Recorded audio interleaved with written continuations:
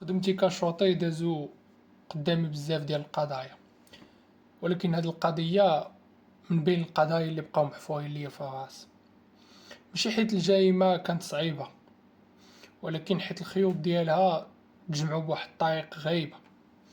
الله ملي كيبغي يفضح شي واحد كيفضحو في دقة.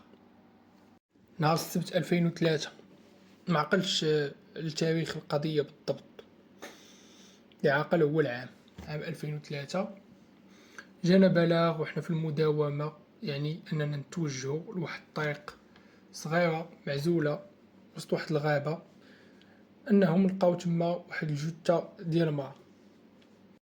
وصلنا لمسرح الجريمة، لقينا مرا مضروبة شبعانة عصا وملابسها التحتانيين محطوطين حداها، لابسة غير جلابة يعني لتحت ما لابساش.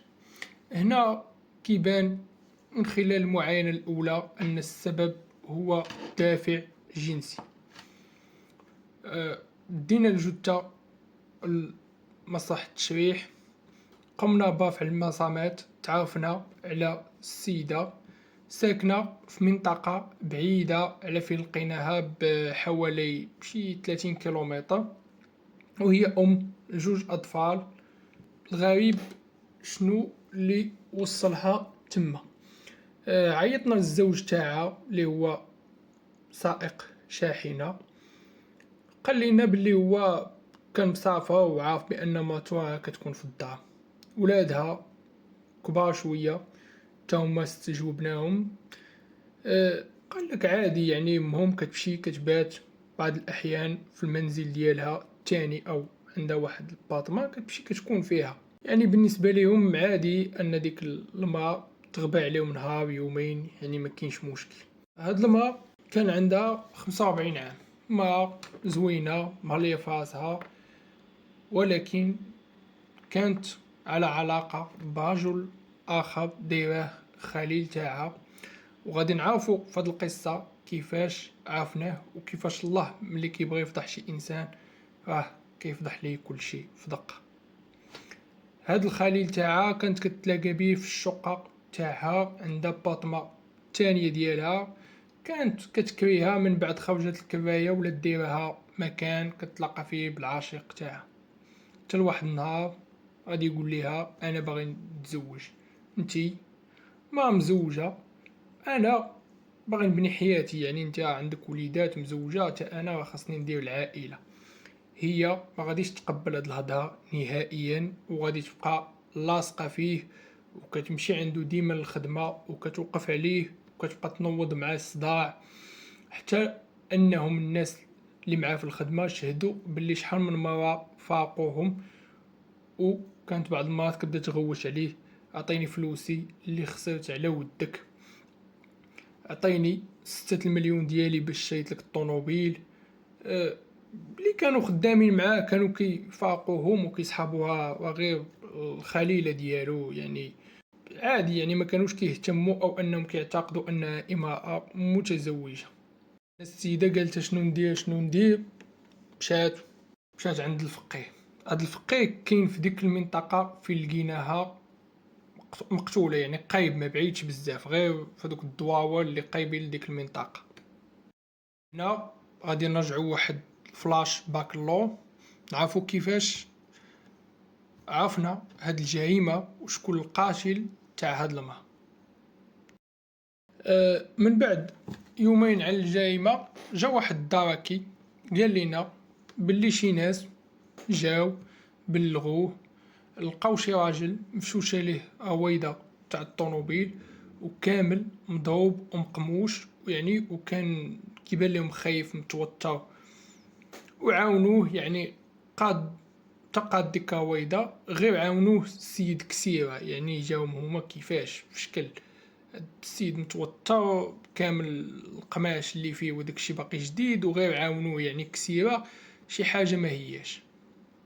هاد الناس كانوا مواطنين صالحين اللي خاص قاع الناس يكونوا بحالو.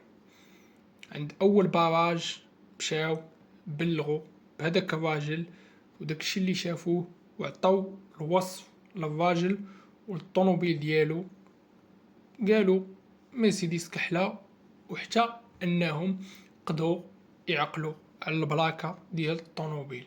داك الدراكي عرف باللي واحد السيده ماتت في ديك النواحي، جا قال ربما يكون هذاك الشخص عنده شي علاقه بالامر، يعني جا بلغ عادي وعطى داك المعلومات اللي كانوا عطاو دوك الناس. قلبنا على الطوموبيل، عرفنا شكون مولاها، جبناه. السيد بصح كان مقموش وبين فيه آثار يعني ديال الضرب، وكان توتر بشكل كبير. يعني هنا كان احتمال كبير غادي يكون هو المجرم، ما خصناش نبقاو نطولوا معاه في الهضره. يعني جيتو بشكل نيشان، قلت ليه شوف، بلا ما تدوخنا، بلا ما نبقاو نديو هنا في الهضره، قول لينا كيفاش قتلتي ديك السيده. السيد ما زادش في الهضره، يعني عارف باننا عارفين الجريمه اللي دار. أه، ما سولش يعني كيفاش تعرفنا، نيشان اعترف بما نسب اليه. السيد اعترف بان ديك السيده اول حاجه ما عنده حتى شي علاقه بها وما كيعرفهاش، يعني ما كيعرف لا سميتها لا معلوماتها. قال لينا هو كيخدم خطاف ديال البلايص، عيط ليه واحد الفقيه في ديك المنطقه، قال ليه عندي واحد السيده بغيتك توصلها للمدينه، يعني غيجي يوصلها. هو مشى، هز السيده، عجباتو، الشيطان لعب بيه وبغى يستفاد بها، وقال لها اجي نمشيو نوصلو واحد السلعه لواحد السيد، ودخلها لديك المنطقه المعزوله. ملي دخلها طلب منها انهم يعني يديروا علاقه، هي ما بغاتش. وهو بحكم ربما التجارب ديالو كيقول بان اي وحده جات عند الفقيه ولا شي حاجه راه عادي انه يستفاد بها، وما غاديش تمشي هي تفضح راسها، وغادي وغادي تعطيه داكشي اللي بغا، وغادي يوصل بكل سهوله. ولكن هي ما بغاتش. ملي ما بغاتش، هو بغا يستعمل معاه العنف، ومعاه يما صحيحه، يعني بقات معاه كتقمش فيه، كضرب فيه، كيضرب فيها، حتى جا واحد الوقت قجها وورك عليها، ماتت. وكمل فعل الشيطان ديالو، حيت هو حسب ما قال لنا انه كان كيعتقد يعني انها فقط سخفانه، وزاد وخلاها. هي فاش كان غادي بديك السرعه وتفشات ليه ديك رويضه وتلاقى مع دوك الناس. الله ملي كيبغي يفضح شي حاجه كيفضحها. اجي نشوفو كيفاش عرفنا انها كانت على علاقه مع شخص اخر. ديما ملي كنساليو يعني شي قضيه يعني وكتلقى المجرم، ماشي كنسدو الملف، يعني خاصك تقلب على الحيتيات، يعني تبحث مازال.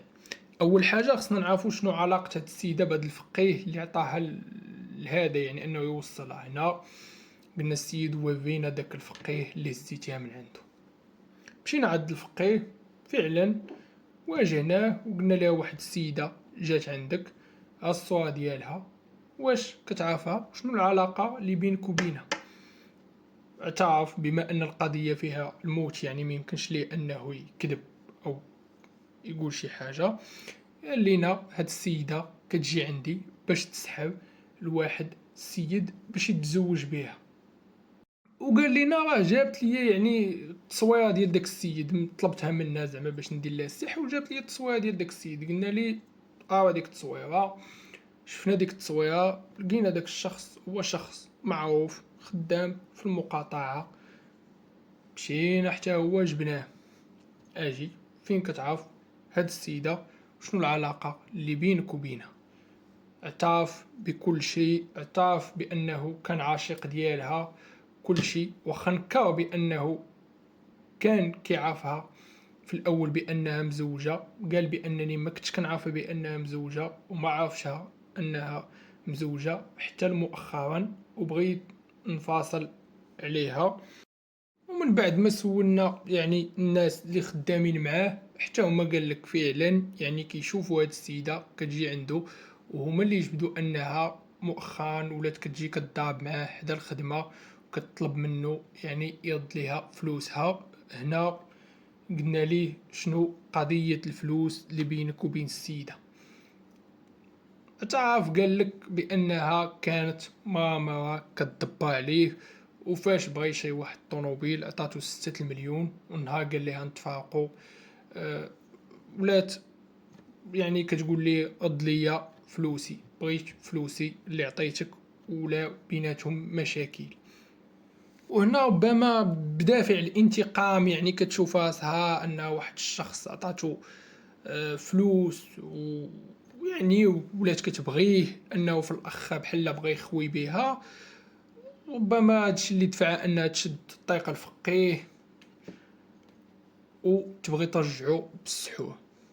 شوف الله كيفاش كيفضح هاد اشياء، فضح كلشي. فضح بانها ما اللي خائنة، وفضح بانها ما اللي كتمشي دير الشعوذة. ربما هي ماتت وتهنات، ولكن الواقع غيقدر يكون صعيب. ولادها، راجلها اللي انت كراجل كضرب الطريق طويلة وتجيب فلوس باش في الاخر ربما الزوجة ديالك تمشي تخسرهم مع العشيق ديالها. الشخص اللي قتلها تحكم عليه ب25 عام ديال الحبس، والعشيق ديالها تا هو خرج على خدمتو وضيع خدمتو، وتحكم حتى هو بعام ديال الحبس. الا كنتي من الناس اللي مهتمين بهذا النوع من القصص، خلي كومونتير وجيم ودير ابوني. كل نهار غادي تكون معنا قصة بوليسية حقيقية.